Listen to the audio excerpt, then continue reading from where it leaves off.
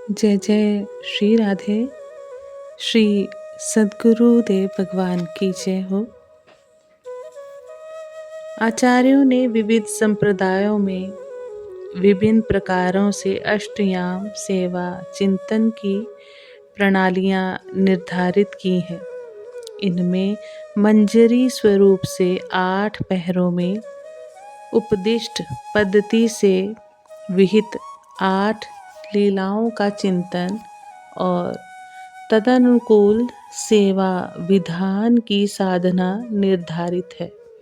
किंतु श्री महाराज जी के मन में अब स्वच्छंद लीला स्रोत का प्रवाह कल्लोलित हो रहा था। इस लीला चिंतन ने आपकी आंतरिक आकुलता और भी तीव्र कर दी। अब आप प्रत्यक्ष लीला दर्शन के लिए आतुर हो गए। आपका चित्त इस उत्कट आकांक्षा से अनवरत स्पंदित हो रहा था कि प्रत्यक्ष दर्शन कैसे हो। एक बार श्री हरिदेव मंदिर के महंत श्री रामानुजाचार्य की सन्निधि में संप्रदाय के विद्वानों के समक्ष आपने यह प्रश्न रखा कि क्या कलयुग में श्री कृष्ण का प्रत्यक्ष दर्शन होता है। विद्वानों ने इस विषय पर अपने विचार प्रस्तुत किए। सबने यही प्रतिपादन किया कि इस घोर कलयुग में भगवान का स्वप्न दर्शन तो हो सकता है, मानस में ध्यानगत दर्शन भी हो जाता है, किंतु प्रत्यक्ष दर्शन नहीं होता है।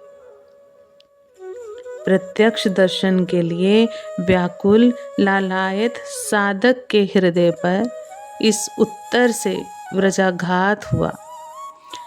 आपको ऐसे उत्तर की कल्पना भी नहीं थी। सुनते ही आपकी दशा विचित्र हो गई। आप स्तंभित हो गए और अवाक रह गए।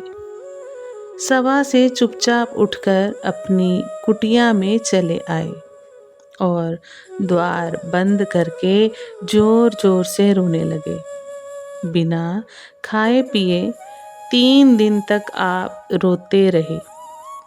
यह बात कमल नयन जी ने आकर आचार्य श्री रामानुज स्वामी से कही।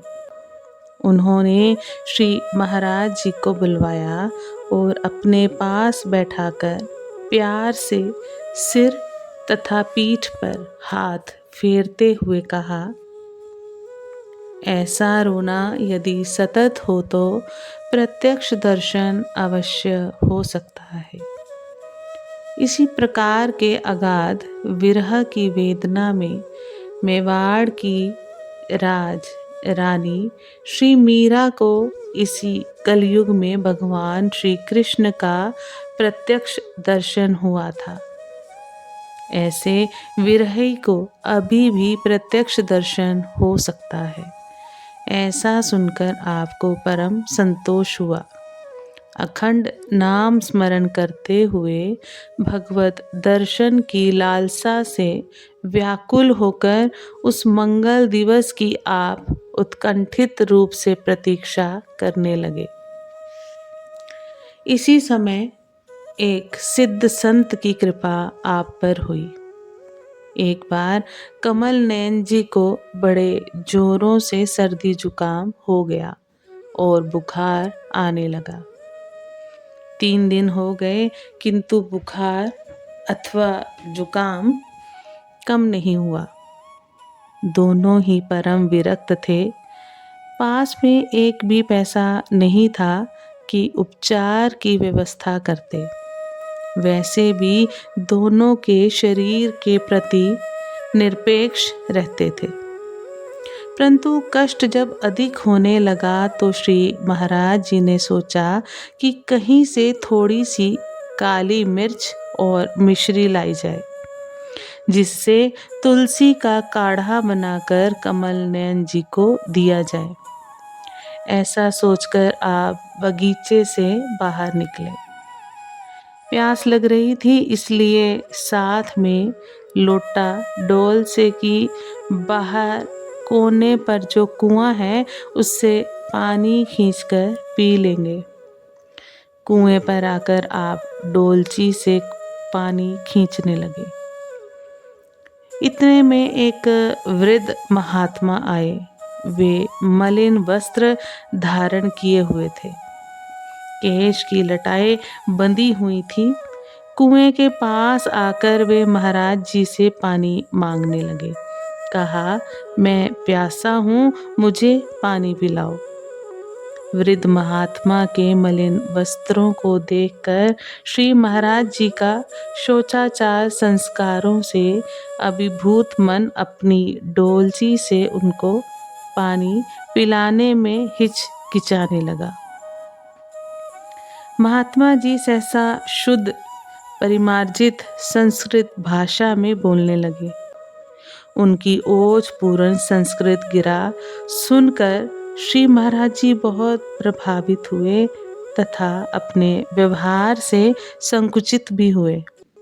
आपने अपनी डोलची से महात्मा जी को पानी पिलाया।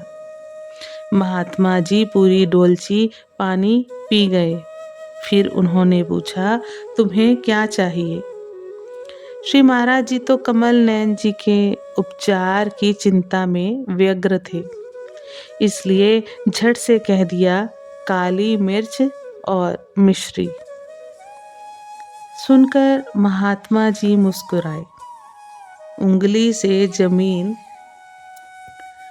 थोड़ी कुरेद कर काली मिर्च के कुछ बड़े बड़े दाने और ऐसे 2 पैसे निकाल कर श्री महाराज जी के हाथ पर रख दिए, जो इतने नए थे कि मानो अभी अभी टकसाल से बनकर आए हों। ये देखकर महाराज जी को बड़ा आश्चर्य हुआ। महात्मा जी ने फिर पूछा, और कुछ चाहिए क्या आपको? आपका उत्तर था, कुछ नहीं। महात्मा जी ने करुणा पूरित नयनों से देखा और कहा कि तुमने तो कुछ मांगा ही नहीं। आपको तो कमल नयन जी के स्वास्थ्य की चिंता थी, अतः आप तुरंत मिश्री लाने के लिए चल दिए। उधर महात्मा जी देखते देखते ही 4 संप्रदाय आश्रम की ओर जाने वाले मार्ग से चले गए। श्री महाराज जी काली मिर्च और मिश्री लेकर जल्दी से वापस आए। कमल नयन जी की इस जिज्ञासा के उत्तर में कि मिश्री कहाँ से मिली, श्री महाराज जी ने उन्हें संपूर्ण घटना सुना दी। इस अद्भुत घटना को सुनते ही कमल नयन जी एकदम उठकर बैठ गए और बोले, आपने ये क्या किया? आप चूक गए, वे तो कोई सिद्ध महात्मा थे। आपने हाथ में आई हुई निधि खो दी। ये कहते हुए वे उसी क्षण खड़े हो गए और अपनी बीमारी हालत को भूलकर श्री महाराज जी से कहा, जल्दी चलिए, बताइए कि वे किस तरफ गए हैं। दोनों भागते हुए बगीचे के बाहर आए और उस रास्ते की तरफ दौड़े जहाँ से महात्मा जी गए थे। सर्वत्र खोजा, परंतु उन महात्मा जी का कहीं भी पता नहीं चला। दोनों निराश होकर बगीचे में लौट आए। कमल नयन जी ने अनुताप के स्वरों में कहा, बहुत बड़ा अवसर हाथ से निकल गया। आज आप जो कुछ भी उनसे मांग लेते वो मिल जाता। अनेक दिनों तक वे महात्मा जी की खोज में रहे, किंतु उनका कुछ भी पता नहीं चला। श्री महाराज जी कहते थे कि साधन क्रम में उच्च स्थिति प्राप्त होने पर मुझे ज्ञात हुआ कि मेरे ना मांगने पर भी उन्हें मुझ पर जो कृपा करनी थी उसे वे कर ही गए थे। कमल नयन जी और श्री महाराज जी का परस्पर अत्यंत घनिष्ठ संबंध था। दोनों ही परम विरक्त थे। दोनों में ही प्रगाढ़ भगवत अनुरक्ति थी। दोनों ही साधना में कटिबद्ध थे। दोनों की उपासना में सादृश्य था। दोनों का पारस्परिक हार्दिक संबंध था। दोनों प्रायः एक ही साथ रहा करते थे, किंतु एकांत भजन करने के उद्देश्य से वे ब्रजमंडल के पृथक पृथक स्थानों पर चले भी जाते और दोनों को एक दूसरे के भजन स्थल का पता भी नहीं होता, तो भी किसी एक को दूसरे की स्मृति जागृत होने पर उनकी अकस्मात और अनायास भेंट हो जाती थी। वे इस प्रकार के अचानक मिलन से आश्चर्य में पड़ जाते थे। श्री वृंदावन धाम में तो वे साथ ही रहते और विचरण करते। वृंदावनवासी परिचित भक्तजन उनको जुगल जोड़ी के नाम से पुकारते। इस प्रकार कमल नयन जी का और आपका साथ 3 साल तक रहा। एक बार श्री महाराज जी ने ब्रजमंडल में गेंदोखर नाम के ग्राम में खेत के किनारे एक झोंपड़ी बनाकर एकाकी रहकर एकांत में भजन करना प्रारंभ किया। भजन करते हुए करीब 4 माह हुए थे कि किसी व्यक्ति ने आकर आपको सूचना दी कि श्री रंग जी के बगीचे में कुछ दिन अस्वस्थ रहकर कमल नयन जी 5 दिन पूर्व परलोकवासी हो गए हैं। इस दुखद वार्ता को सुनकर आपका हृदय भर आया। आपने उसी क्षण पैदल ही श्री धाम के लिए प्रस्थान कर दिया। संध्या के समय आप श्री रंग जी के बगीचे में पहुँचे। मित्र रहित शून्य कुटिया को देखकर आप विह्वल हो गए। दोनों नेत्रों से अश्रुधाराएं कपोलों से होती हुई वक्षस्थल पर बह निकली। कुछ देर बाद आप स्वस्थ हुए। कुटिया लीपकर उसी में सोए।